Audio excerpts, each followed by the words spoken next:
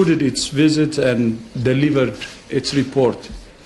As you know, the team has traveled to several different provinces, including Wuhan. The team has made a range of findings about the transmissibility of the virus, the severity of the disease, and the impact of the measures taken.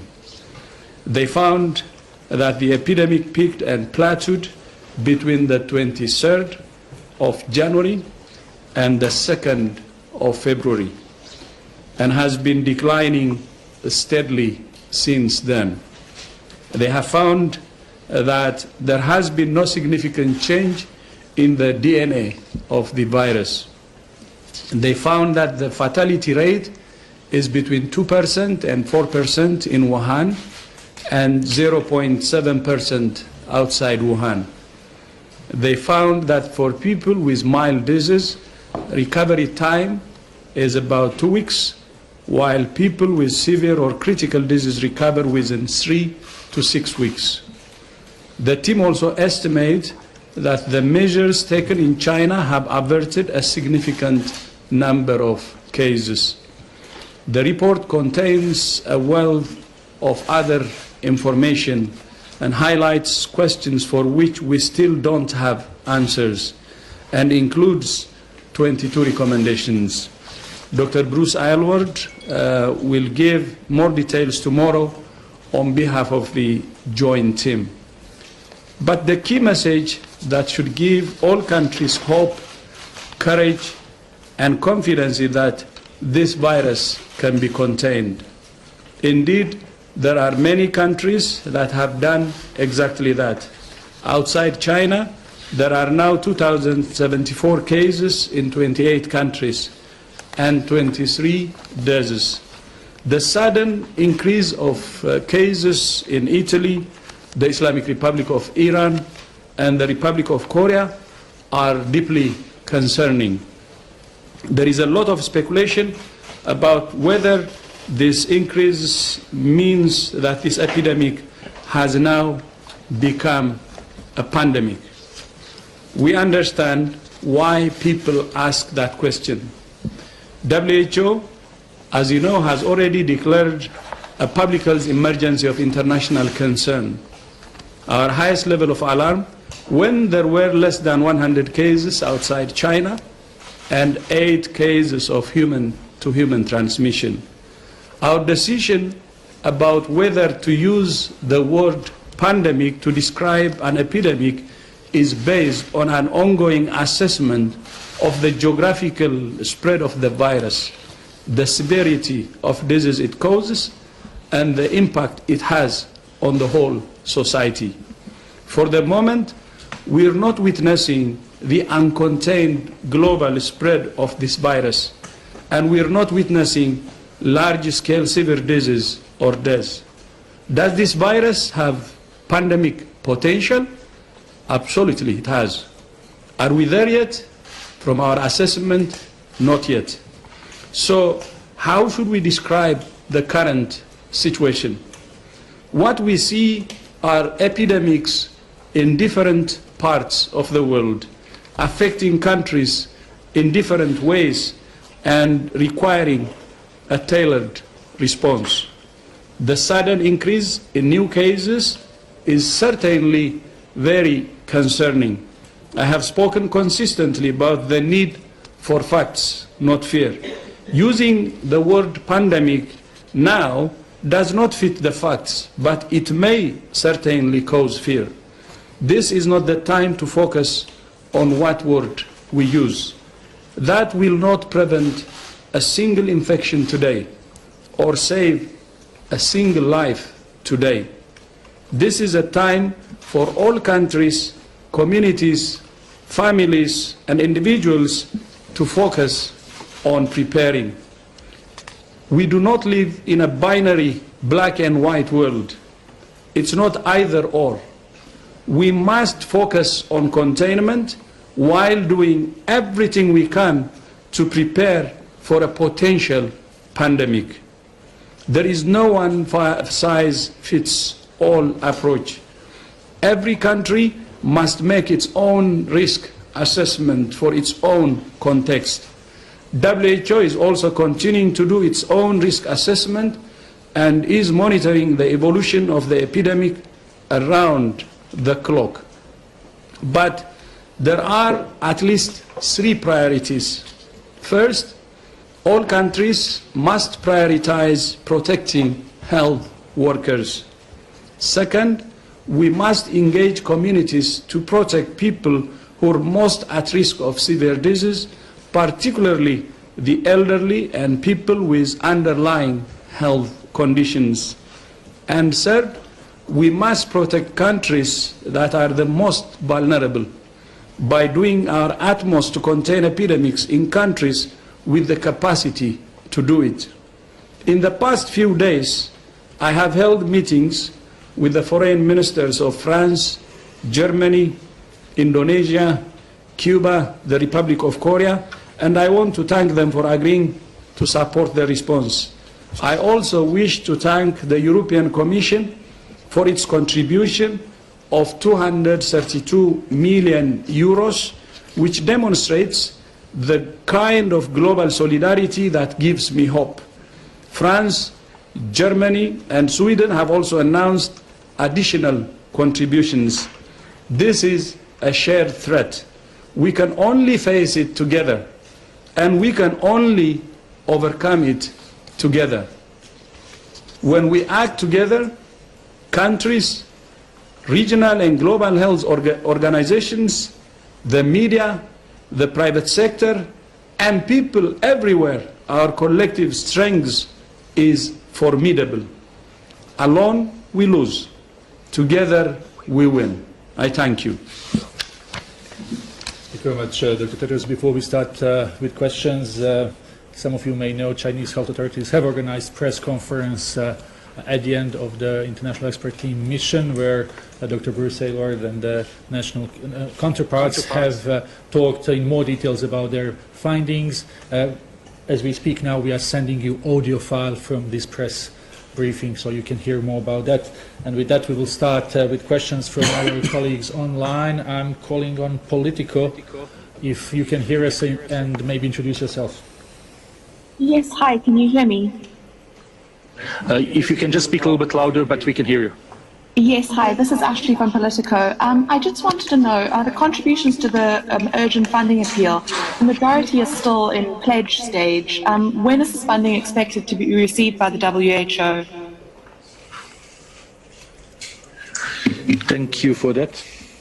Yes, the most of the funding is currently in pledge stage, but we do have mechanisms in-house for firm pledges that we can begin to spend against those pledges immediately, and we've are making arrangements with Raoul Thomas and Jen Ellison to do just that. So we should be able to start expending funds against firm pledges in the coming days. Thank you very much. Just to remind everyone, very short questions, as we don't have much time. We are now calling on, as I said, we will take a few questions from online first, because our colleague Chris has to go. Helen Bransfeld, very fast. Helen, short question. Hi, thank you very much for taking my question. I tried to listen to the audio from Beijing today, and I was unclear at times whether Dr. Aylward was recommending that other countries take the measures that China is taking. Is WHO suggesting that when the virus arrives in a new location, that countries should effectively try the lockdown approach that China has used?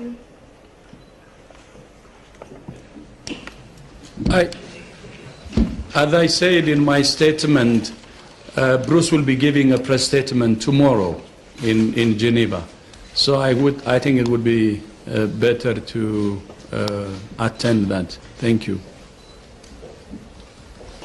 Thank you very much. Yes, we will have a Bruce Aylward tomorrow. But as I said, you can already listen. For those who have not been listening, you can listen what he has said as we are sending audio file. Let's go to CNN China. If we can hear from China. Hello. Okay, we don't have CNN China. Let's then go quickly to the room here. Stefan, please. Yes, Stefan Bissal, Le Temps newspaper. Two questions. First, about Iran.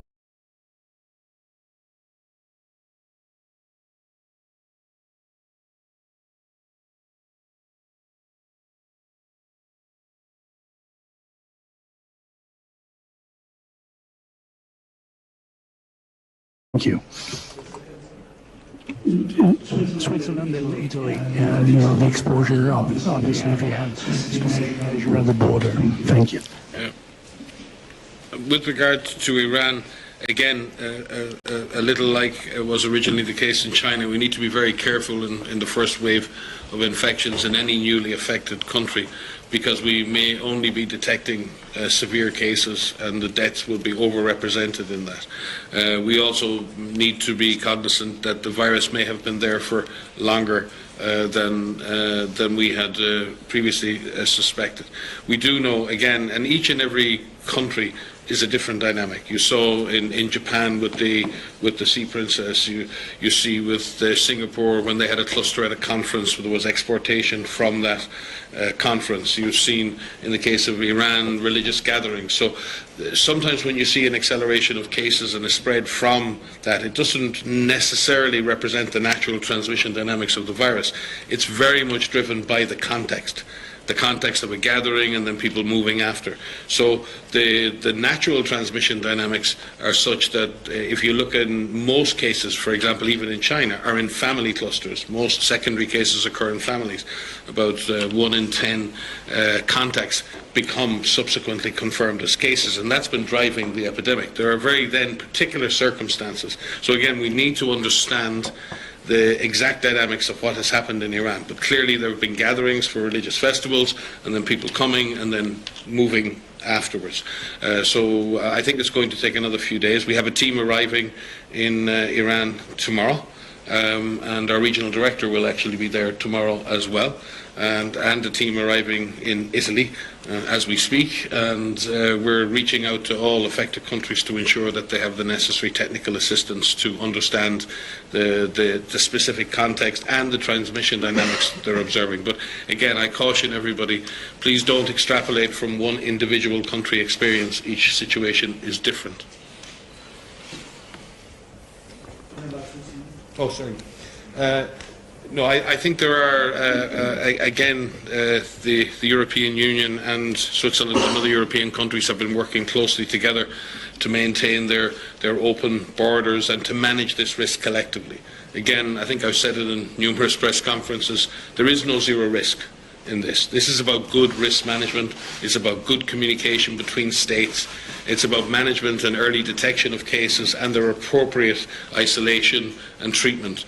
It's not about shutting borders. It's about coherent, coordinated public health action by a number of member states who share borders in order to effectively manage the public health consequences of any importation of COVID-19.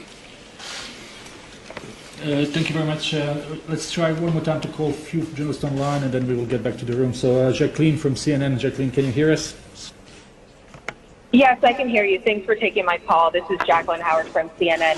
My question is just to follow up on the comments Dr. Tedros made about pandemic. Thank you for clarifying questions around the word pandemic. My follow-up to that is, at what point, as we monitor this outbreak, at what point could we call this a pandemic?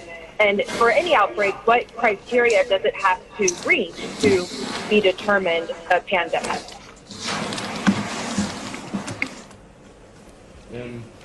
Sylvie may wish to come in on this.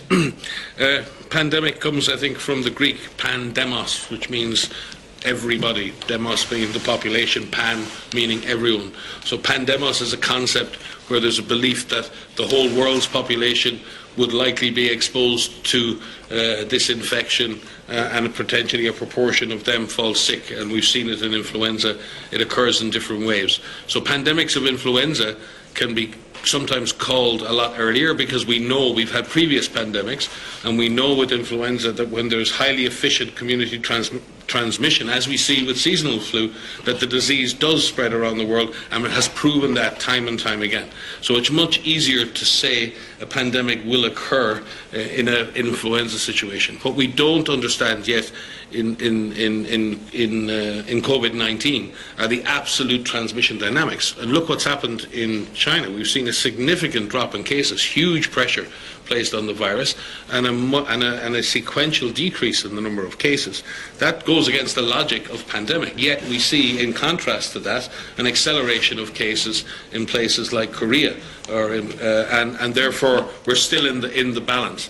It's very important that, and the Director General has said this time and time again, now is the time to prepare.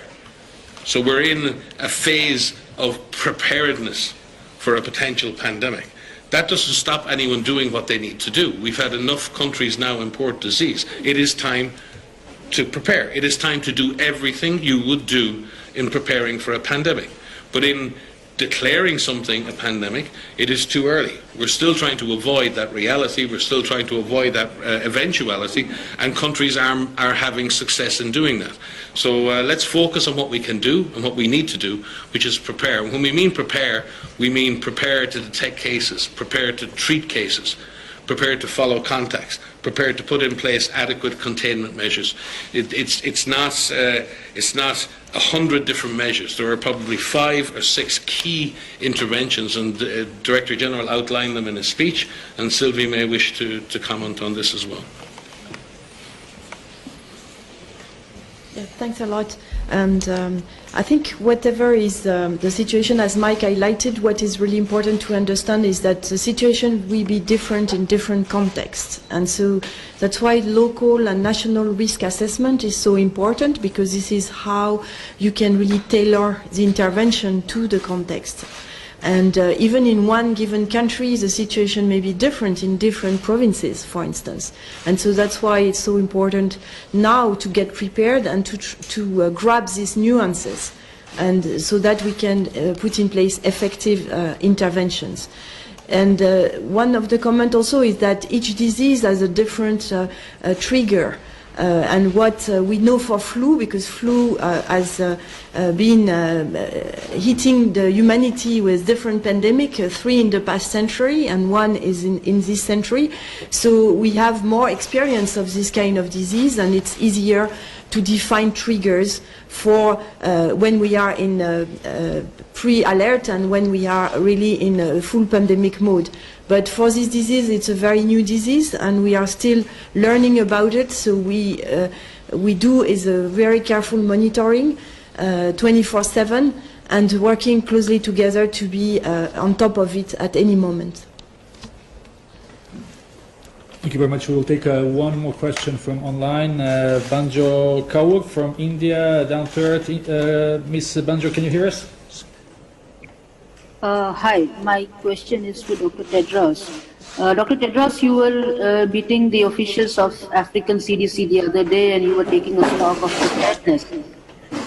Can we have some sense as to how many laboratories in different countries of Africa are prepared to do testing of the samples, and how many countries do have such a facility?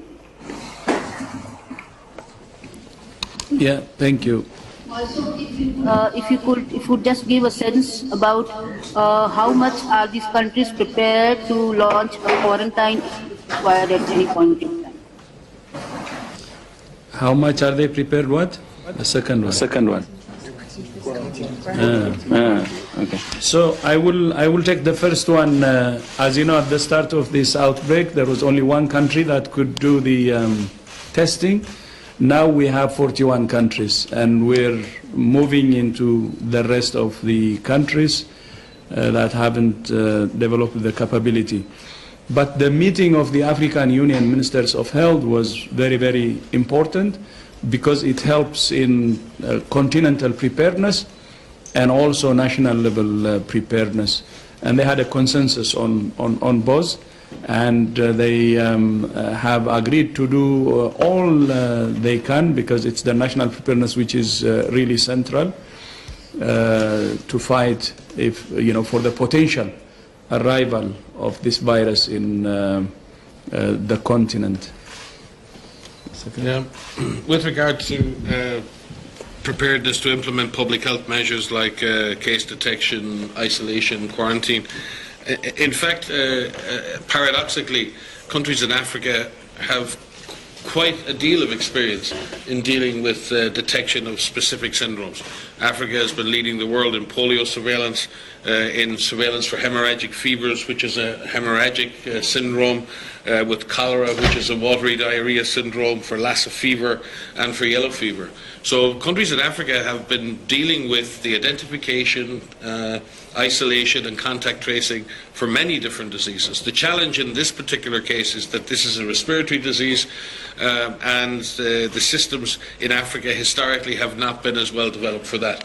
But WHO, with its partners in the Global Influenza Surveillance Network, has been doing quite a bit of work over the last 5 years, since the last pandemic, in strengthening the capacity of African public health systems to detect and implement respiratory disease surveillance, particularly acute lower respiratory tract infection surveillance. So we believe that the surveillance systems are in place, but what we need to do is connect clinicians in the hospitals with the surveillance systems, with the laboratories. So those basic capacities exist, but it's the same for all countries, even Italy and everywhere else. The issue in a crisis is not having the individual capacities. It's making those capacities work together in a coherent and coordinated fashion. We've seen that with polio eradication. It's not just about the individual capacities. Coordination, governance, and the ability to drive a coherent response over a long period of time. And we've seen that in Ebola. It's taken a year and a half in Congo to develop and implement a comprehensive multi-agency, multi-organization capacity to contain Ebola in Congo and prevent it reaching surrounding countries. So I think Africa has quite a track record. We need to support those systems, and there are countries in other parts of the world who also have weaker health systems, and we also need to support them. Thank you very much. We'll take a few more questions from the room, and then we will have to go. Yes, please. First question, and then Catherine, and then we will probably have to move on.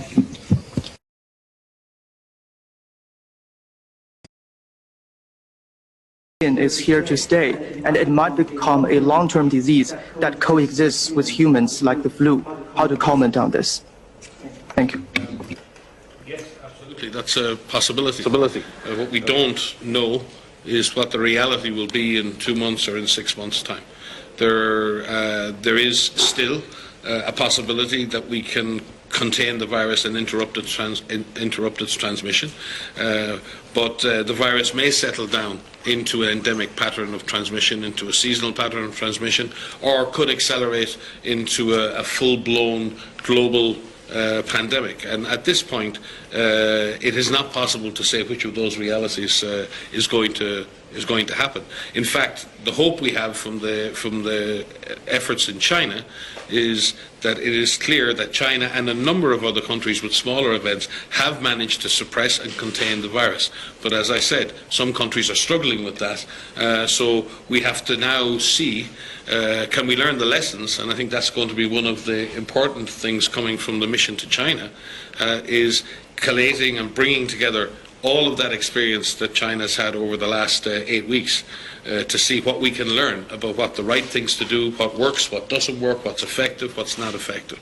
But you're correct.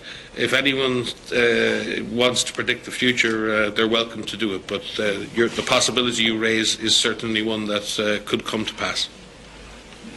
Thank you very much, Catherine. Yes, thank you. Catherine Bokonga for France 24. My question is regarding preparedness. We often speak about Africa, but as Mike and Dr. Tedros just underlined it, Africa is used to, face these kind of outbreaks. But I would like to know, what about European countries? Are they prepared? We see what's happening in Italy.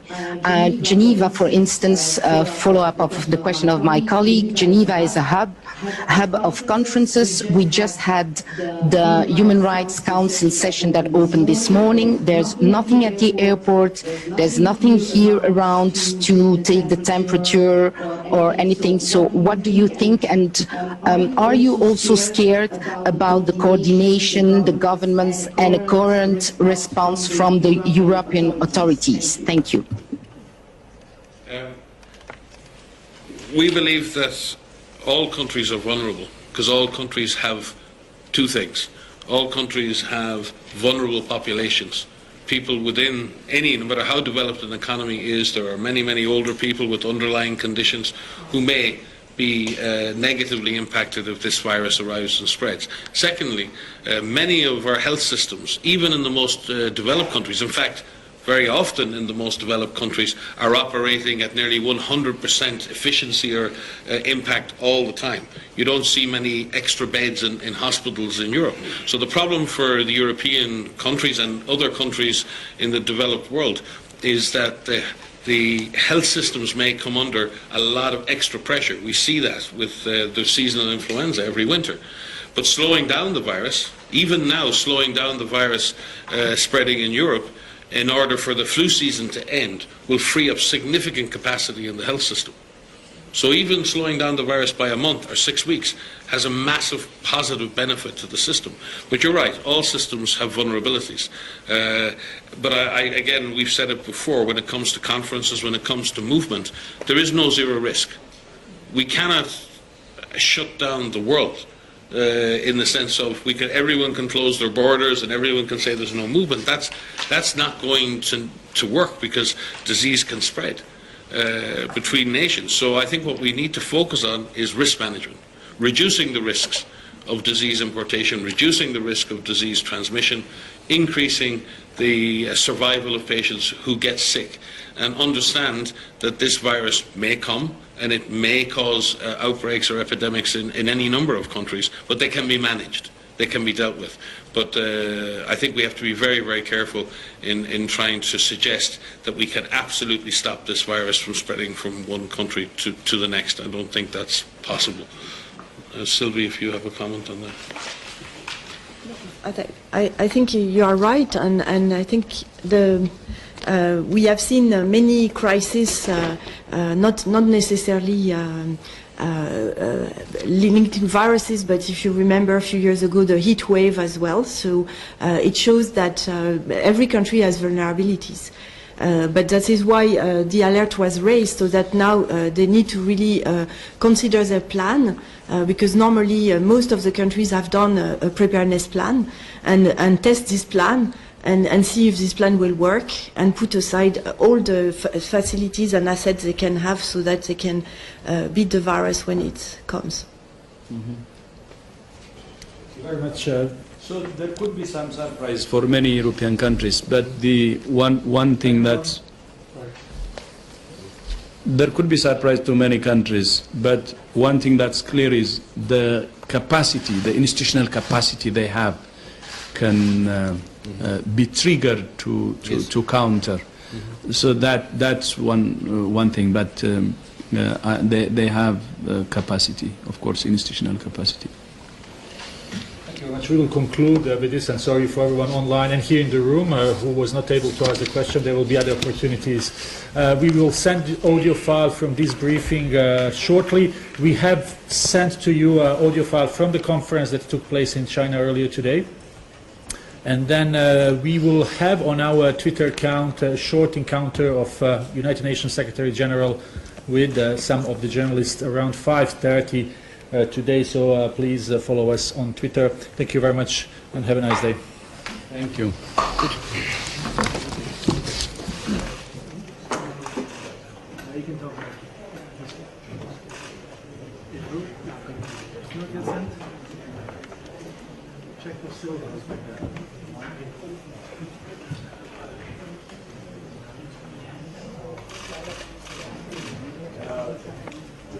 How are you?